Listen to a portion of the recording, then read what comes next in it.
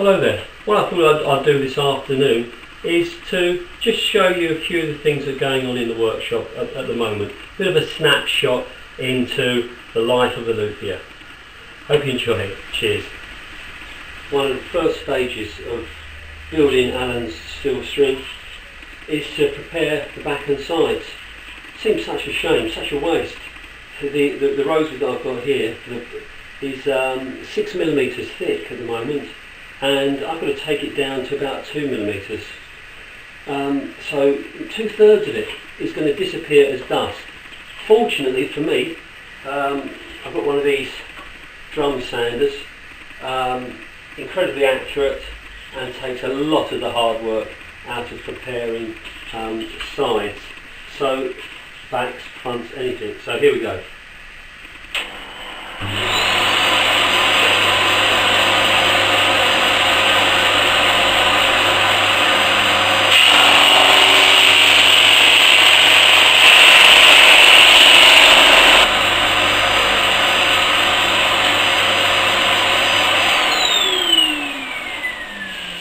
That's the first pass.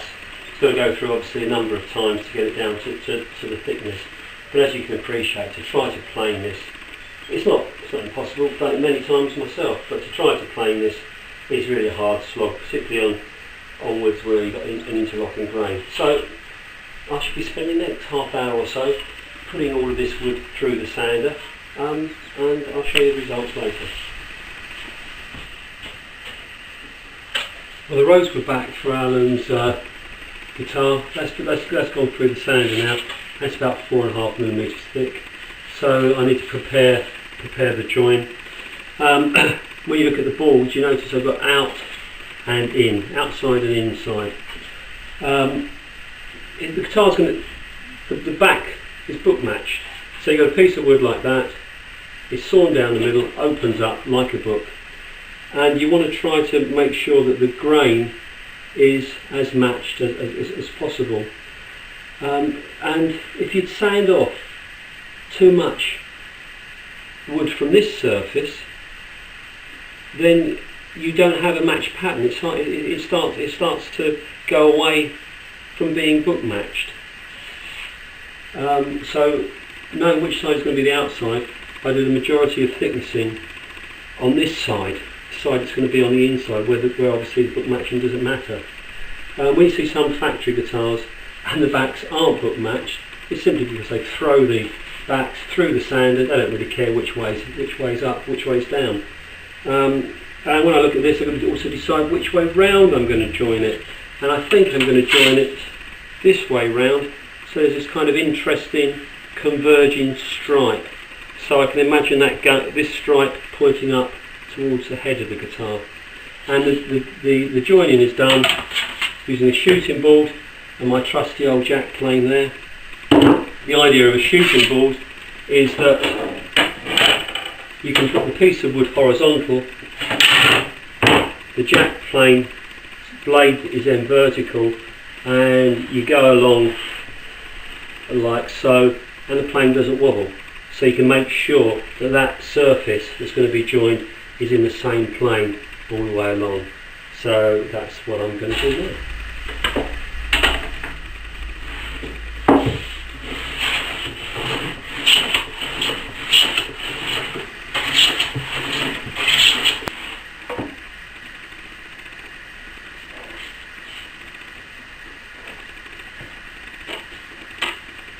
Best way to test whether or not you've got a decent join, apply a bit of pressure in the middle,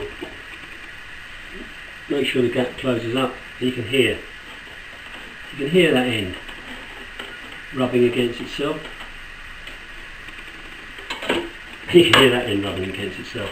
So I'm pretty confident I've got good surface contact all the way along there. So those edges need to be cleaned up with some methylated spirits to degrease it. Very resinous, the rosewood, so clean it up with some sort of solvent, as I say, methylated spirits, and then I'll be gluing that together using every guitar maker's friend, trusty old tight bond. That isn't product placement, by the way. So here we've got Jeff's steel string, really just hanging up, drying.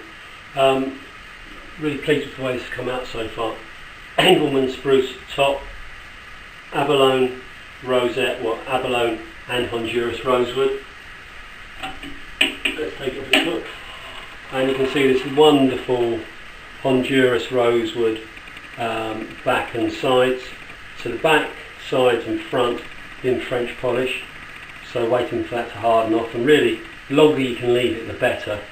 And the neck, Brazilian mahogany neck, that's been finished in true oil, and that's hardening off. So give that another week or so and we'll be ready to glue the bridge on and get it set up, and then somehow get it off to Spain.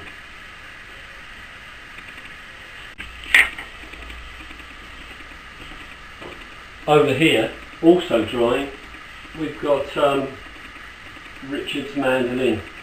This is a mandolin I made last year, and unfortunately the soundboard was marked by a banjo player, would you believe? Typical of a banjo player. So he couldn't live with the marks, and I don't blame him. When I got the mandolin back from him, it's absolutely immaculate apart from, say, these fingernail marks in front of the soundboard.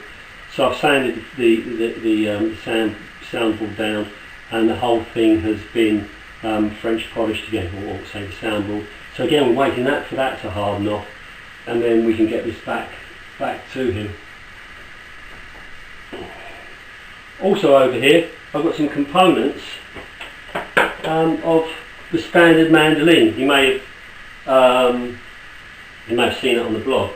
The idea is to make a very simple mandolin, cutting down on lots of ornamentation, lots of fiddly bits which take time. So you can see here that I'm going for the simple kind of pear shape.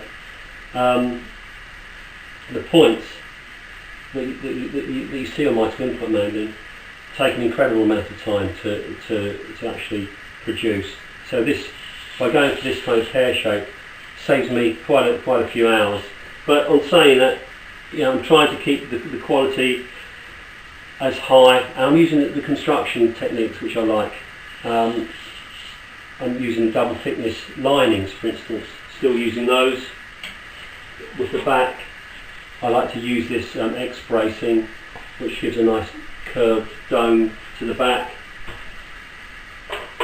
And you can see the neck here. Okay, carbon fibre running underneath these two wooden fillets here, so that's set well into the neck. Simplified the head design, so that all I've got to do is clean up the edges with a plane. Speeds up the whole process of shaping the head, and also I'm not putting a pearl inlay in there. And the neck blank is laminated from mahogany, maple, and some Purdue veneer here. The head overlay is cocobolo, and the Purdue veneer matches the colour very nicely. So that stripe's going to look pretty good down the neck there. Here's the soundboard for the standard mandolin. I'm using Western Red Cedar for this. Started putting some of the bracing on, and what you really notice is a lack of rosette. I have bound the inside of the sound hole with some of that Purdue veneer I just mentioned.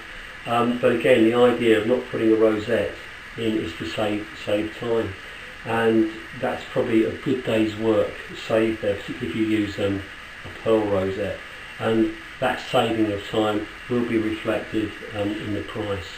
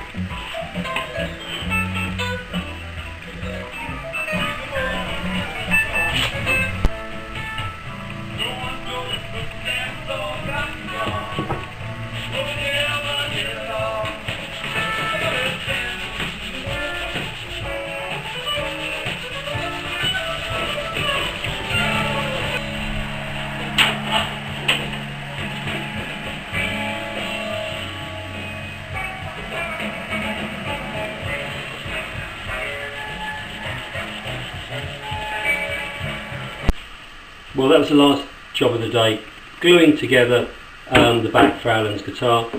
I like to use sash clamps to apply the pressure, and I've got these two pieces of scrap wood holding everything flat onto this workboard. So I think it's time to go and have some dinner now.